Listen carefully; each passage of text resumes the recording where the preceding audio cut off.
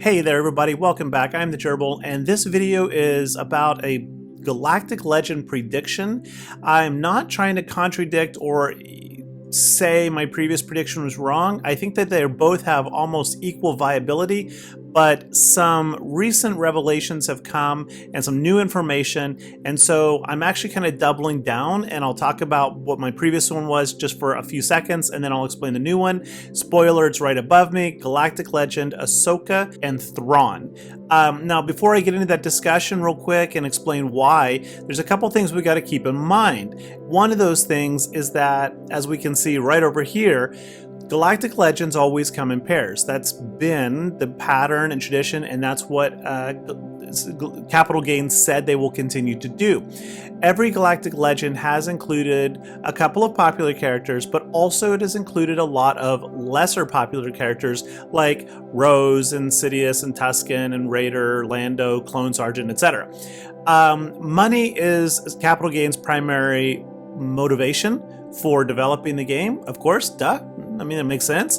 And their primary revenue stream comes from gearing characters. So my previous prediction back in April, I said that I think the next two Galactic Legends would be Galactic Legend Leia and Tarkin. And a lot of people agreed, absolutely, Leia makes a lot of sense. They just couldn't get into Tarkin. And I said, yeah, but you know what I think? I think that Tarkin is going to be more of a trooper-focused galactic legend. Like, I know we've got Lord Vader, but he has more kind of a Sithy thing, right? I mean, he doesn't really play well with a lot of the Empire characters, and the Empire faction is quite huge. Leia obviously brings in all the rebels that are not being used, Phoenix, Rogue One, Ewoks. There's a lot of opportunity and potential there. But like I said, a lot of stuff has happened since that prediction.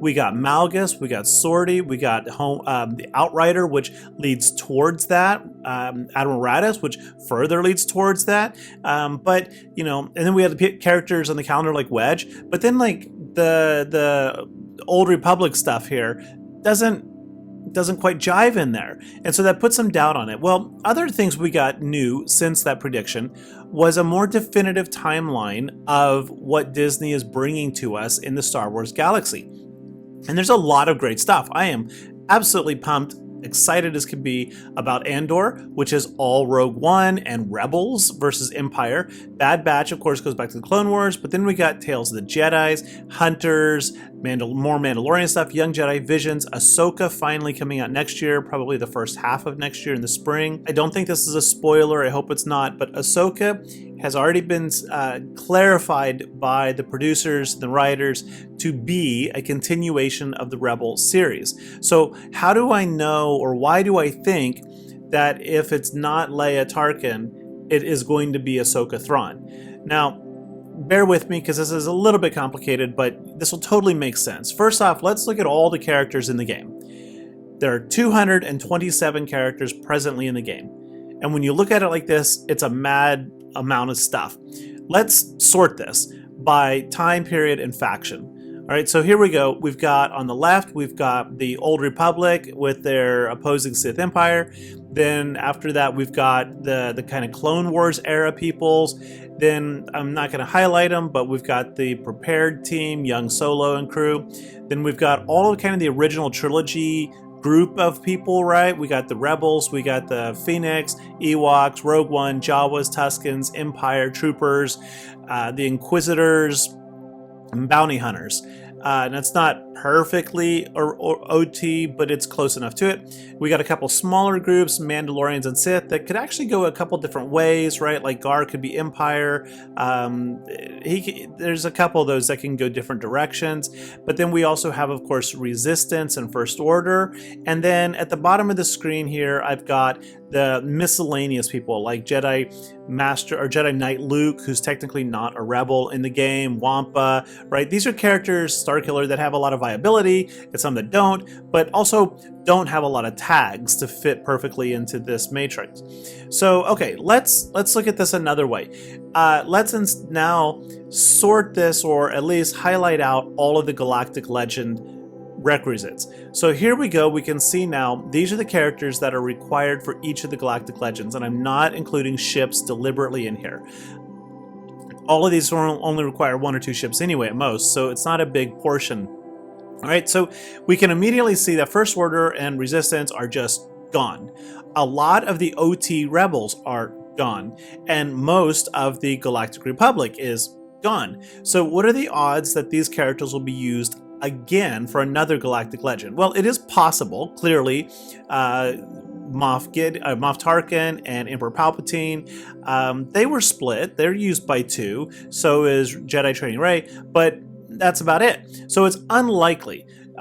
So what is the possibility also that they would use a character taken by the Executor, which is essentially a Galactic Legend for ships? It's also pretty unlikely.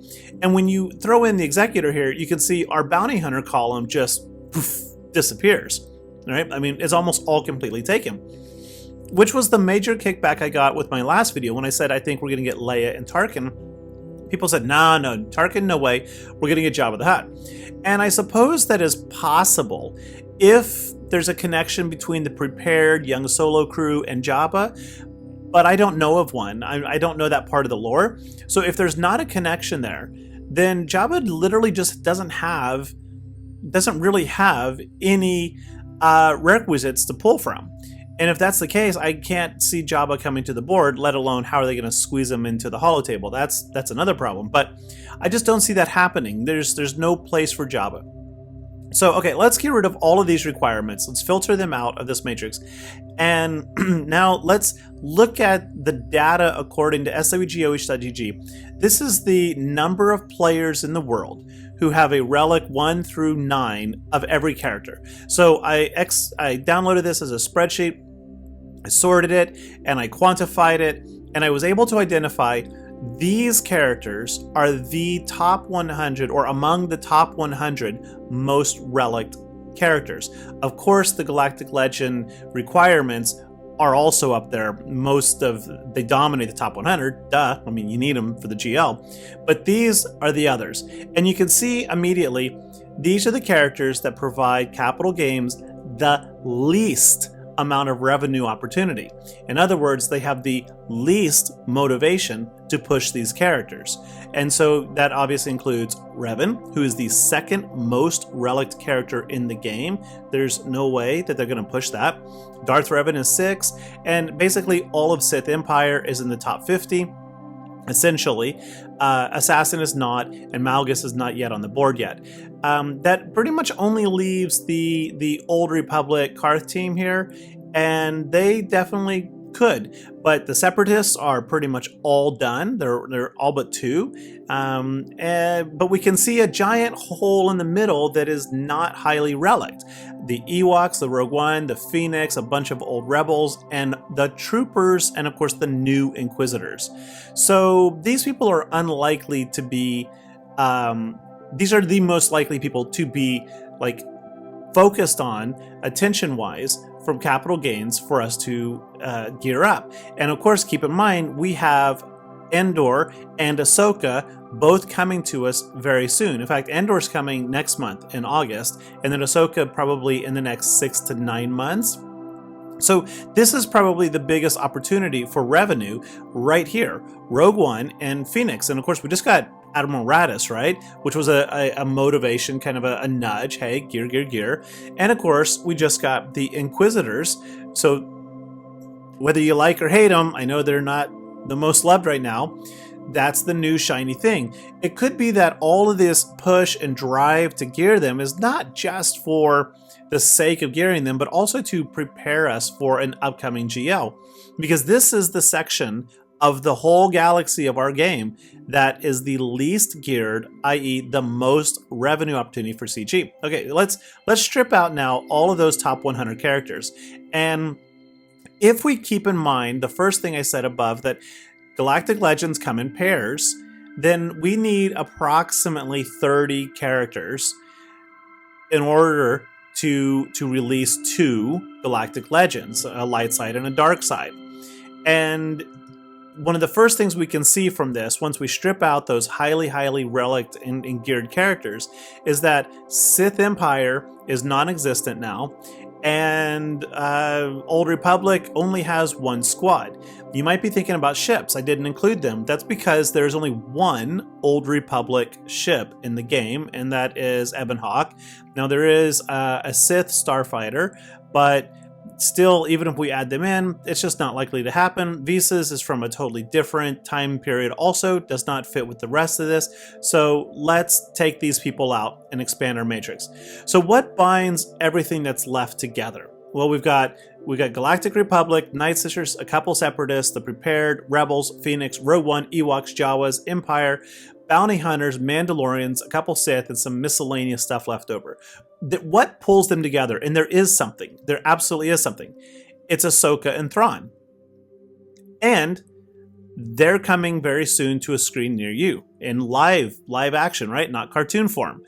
So Ahsoka was a Padawan during the Clone Wars.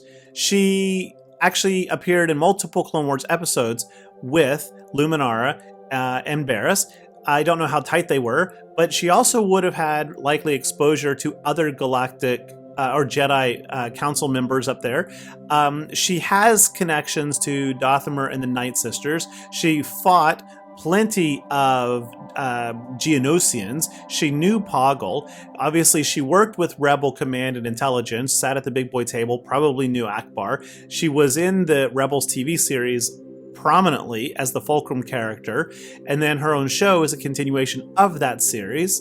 And of course, she directly battled and fought Inquisitors, and she recently was in the Mandalorian, or was a Book of Boba Fett, I don't remember, episodes where she explicitly stated she was looking for Thrawn. So we have a lot of connections here, and she crosses that whole time structure with a lot of under-geared monetization opportunities. Plus, she has a ship, so there's another reg, potentially.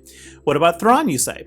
Well, Thrawn overlaps with Raddus, Akbar, Fulcrum, and of course, all of the Phoenix Squad again. My thinking probably is that Ezra would be a requirement for Thrawn, where Hera and Sabine and Kanan would be a requirement for Ahsoka. And then, of course, you've got all the Imperial troopers. If you read the Thrawn books, he went through the Imperial Academy. He worked hand in hand with trooper commanders, with TIE fighter pilots. I mean, he put people in position of power. He exploited them. He promoted them. He was a military man through and through. Therefore, it makes a lot of sense that he would be a trooper commander. Also, I don't know to the extent that he worked with the Inquisitors, but Thrawn and the Inquisitors are, of course, in Rebels, so it kind of makes sense.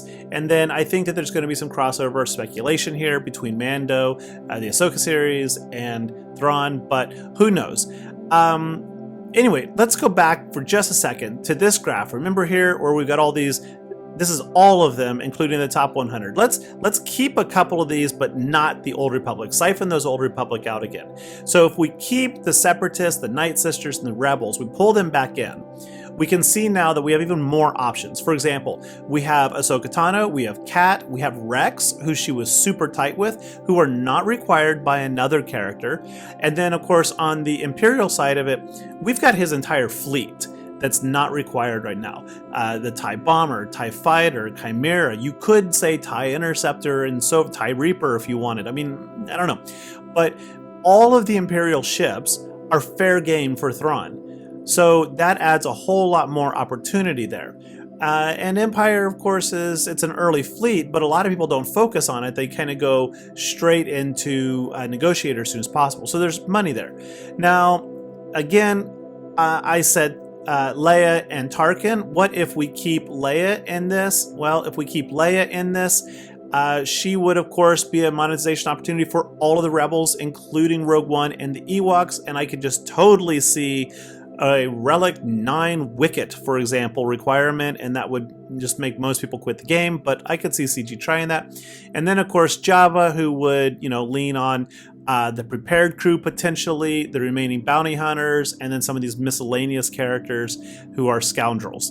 So these are, plus Tarkin, who I didn't include here, These are who I think are coming, and if I were to place money, and I'm not a bettor, I would say the most logical case is that we're going to get Ahsoka and Thrawn. Who I want? Well, I'm an original trilogy nut. I want Leia and Tarkin, but that's just not likely to happen in Tarkin. Sorry. Anyway, thanks for watching. If you agree with me or not, let me know in the comments. I would love to hear your opinions and thoughts, and I'll catch you all later. See ya on the holotables. Bye-bye.